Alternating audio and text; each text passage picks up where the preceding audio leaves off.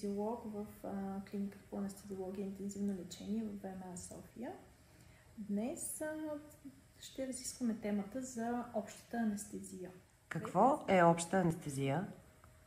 Общата анестезия, като част от съвременната медицина, е способ за осигуряване на адекватни условия за извършване най-често на оперативни интервенции.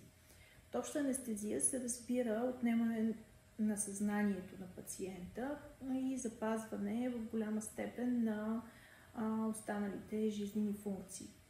При обща анестезия анестезиологът, в случая е специалистът, който се грижи за осигуряването на анестезията, той има за задача да приложи съответните средства и медикаменти до настъпване на пълно отнемане на съзнанието, след което, в зависимост от интервенцията, по различен начин се осигуряват дихателните пътища на пациента и се прилагат други медикаменти, които да отнемат усещането за болка или да се премине към мускулна релаксация на пациента, ако това е изисквано от вида на оперативната интервенция. Кога е необходимо използването на обща анестезия? Винаги, когато оперативната интервенция го налага. Към днешна дата много оперативни интервенции биха могли да бъдат извършени без необходимост от обща анестезия, с други видове анестезия, например регионална анестезия, спинална анестезия и така нататък. Но общата анестезия конкретно при интервенции, които го налагат. А има ли интервенции, при които не е наложително да се използва обща анестезия и пациентът прави своя избор за нейното прилагане? Т.е. може да мине с по-лек вариант. В случаите, в които оперативната интервенция би могла да бъде извършена с регионална анестезия, това решение обикновено се взима между анестезиолога и оператора и третата страна в случая е пациента. На пациента винаги се предлагат, когато са възможни варианти, и той има правото да откаже или приеме един или друг вид анестезия. Да, има пациенти, които биха предпочели обща анестезия пред регионална. Ако това е възможно, винаги ние сме длъжни да предложим, да обсъдим с пациента рискове и ползи от едната или от другата интервенция, но в крайна сметка пациентът има последната дума. Бихте ли дали примери за интервенции, при които е възможно пациента да направи своя избор между регионална и обща анестезия? Да, най-често срещаната област за избор е, например, ортопедията и травматологията, където оперативните интервенции засягат горен или долен крайник. В тези случаи анестезиологът би могъл да осигури така наречените регионални нервни блокади за горен крайник или регионална нервна блокада за долен крайник, съчетана с спинална анестезия за долен крайник. Това са случаи, в които на пациента бива обяснено, че има такава възможност. Хирурзите също трябва да вземат пред своите съображения за подхода към оперативната интервенция и в крайна сметка пациентът бива информиран, дават му се достатъчно информация за предимства, недостатъци на едната или на другата анестезия и в крайна сметка решението за това да бъде обща или регионална анестезия се взима съвместно между анестезиолога, хирурга и съответно се взима предвид и мнението на пациента. Какви са основните разлики между регионалната и общата анестезия? При общата анестезия отнемаме съзнанието на пациента, а при регионалната анестезия имаме възможност да осигурим условия за извършване на оперативната интервенция, като в голяма степен запазим съзнанието на пациента. Той може да бъде седиран, но не под обща анестезия. Иначе казано, с регионални техники осигуряваме обезчувствяване на зоната, която ще се оперира и в голяма степен мускулна релаксация, за да имат хирурзите съответните условия за извършване на интервенцията. Какви са рисковете, които крие общата анестезия? най-общо казано, рисковете, които крие общата анестезия, могат да бъдат разделени в няколко категории. Рискове, свързани с приложението на специфичните за нашата специалност медикаменти, т.е. медикаментите и средствата, в случая имаме инхалаторни анестетици, т.е. рискове, свързани с употребата. Втората група рискови ситуации са свързани с осигуряването на дихателните пътища. И третата категория бих обособила са рискове, свързани с поддържането на хемодинамиката и останалите жизнени функции на организма. Защо е важно за нас, пациентите, да вземем в предвид какво ще ни каже анестезиологът за това каква анестезия по вид да изберем за нашата интервенция? Анестезиологът е човекът, който познава най-добре различните видове анестезия. Негова основна задача е още при първа среща с пациента да го запознае подробно с различните видове анестезия, които му се предлагат за съответната оперативна интервенция, и също подробно да разясни всички свързани с това рискове и вероятни усложнения. Пациентите преди оперативна интервенция или приложение на анестезия дават своето съгласие да им бъде извършена такава, което е свързано с приемане и съгласяване, че те са запознати с всички възможни рискове от приложението на анестезия. Какви са най-честите основни рискове и усложнения след поставянето на такъв тип анестезия? Какво всъщност подписва пациента в информираното си съгласие? Пациентът дава своето съгласие, че е запознат от анестезиолога за всички възможни рискове и усложнения.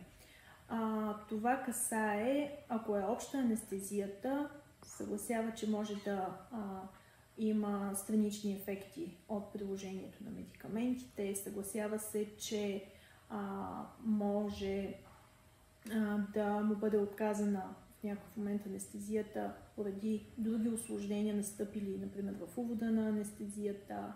Един от рисковете, които все още се случват в нашата практика, въпреки напредъка на технологиите, средства, с които се служим всеки ден и така нататък, не е изключено оперативната интервенция да бъде отложена, пациента, след като е бил вече с отнето съзнание, да бъде на втори етап събуден и да му бъде обяснено, че осигуряването на дихателните му пътища не е било възможно в рамките на тази интервенция и се налага оперативната интервенция да бъде отложена.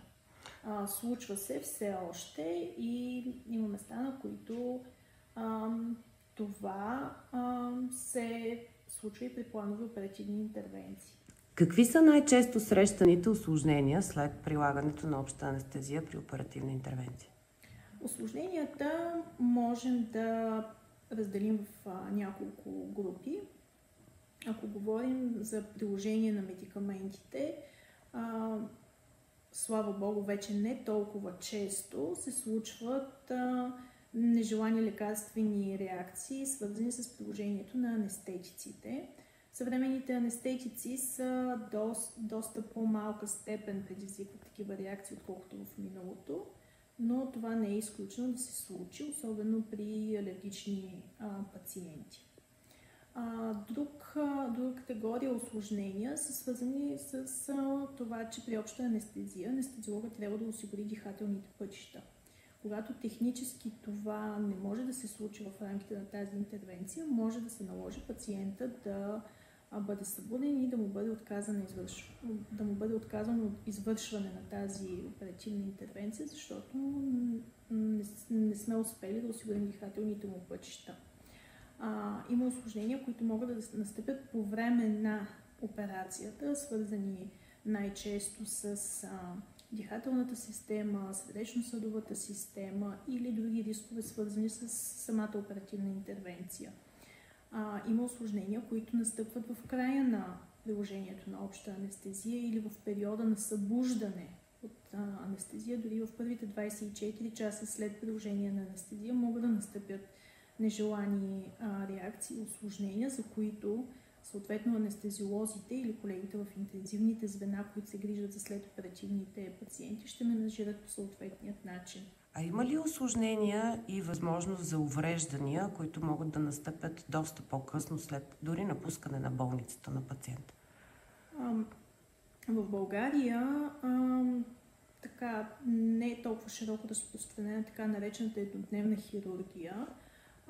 Обикновено нашите пациенти след приложение на обща анестезия остават за наблюдение поне 24 часа в болнично заведение.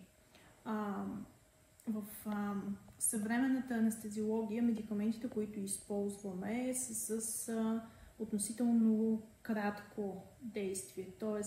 ние не изписваме пациентите от болница, докато не премине ефекта от съответните медикаменти. Така че дори да настъпи усложнение след приключване на оперативната интервенция, пациентът би следвало да бъде в болнично заведение, където усложненията да се менажират. Добре, а как се случва подготовката за прилагането на обща анестезия преди интервенция? Тоест, има ли способи, които помагат за установяване на евентуални усложнения преди те да са настъпили? Има ли как вие като специалисти да прогнозирате поне малка част от това, което може да се случи или каквото стане? Подготовката за анестезия следва да започне в момента, в който се планира оперативната интервенция. В момента, в който хирурга предложи на пациента оперативна интервенция, пациентът реши да премине през този вид лечение, трябва да се установи възможно най-бързо среща с анестезиолог и да започне така наречената предоперативна подготовка на пациента. Това, което нас ни интересува като анестезиолози, е да имаме адекватна оценка на клиничното състояние на пациента преди операцията. В зависимост от това какво е състоянието на пациента, какви придружаващи заболявания има, ние бихме искали в идеалният вариант той да има предоперативна консултация с кардиолог, с пулмолог, ако има белодробно заболяване, с ендокринолог, ако има, например, диабет. Така че предоперативната подготовка включва клинична оценка на актуалното състояние на пациента с всичките му придружаващи заболявания. Съответно, всяко едно от тези състояния трябва да бъде възможно най-добре контролирано и введено в референтни стойности. Ако, например, пациентът е хипертоник, ние бихме искали той да бъде с оптимален контрол на артериалното налягане, за да сведем до минимум вероятността от, например, хипертонична криза в периоперативния период. Това включва подготовката на пациентите. Кои са най-тежките усложнения, които могат да настъпят от прилагането на обща анестезия? Най-тежкото усложнение е да настъпи сърдечна смърт в рамките на периоперативният период, било то в увода, по време на или след приложение на обща анестезия. Друго тежко усложнение от приложението на обща анестезия си е анафилаксията и анафилактичният шок, който не е по-различен от другите видове шок, но е потенциално животозастрашаващ. И разбира се, малигнената хипертермия, която се случва доста рядко и имаме изградени алгоритми за менажирането и ако настъпи в болнична или извънболнична среда, но тя си остава все още един от големите рискове за живота в периоперативния период. Няма ли изследване или метод, който да ви предупреди като лекари, че това може да се случи с пациента по време на предвидената интервенция? Има ли изследване за малигнена хипертермия, което пациентът може да направи преди интервенцията си? Изследването е единствено генетично, но разбира се, ние нямаме ресурс да изследваме всеки пациент за това дали има генетичната мутация, свързана с настъпването на малигнена хипертермия или не. Има стигми, които бихме могли да установим в хода на предоперативната консултация с пациента, но те не ни гарантират това дали ще разпознаем, че някой пациент е предразположен или не. Кое е най-важното нещо, което пациентът трябва да знае преди да направи своя избор, когато има избор, дали да му бъде приложена обща анестезия или съответно регионална такава? Най-важното нещо, което и всеки ден казваме на нашите пациенти, преди да подпишат информираното съгласие, е, че общата анестезия има своите рискове, свързана е с настъпването на усложнения и съгласявайки се да премине през оперативната интервенция или да бъде предложена обща анестезия, пациентът се съгласява, че тези рискове са възможни.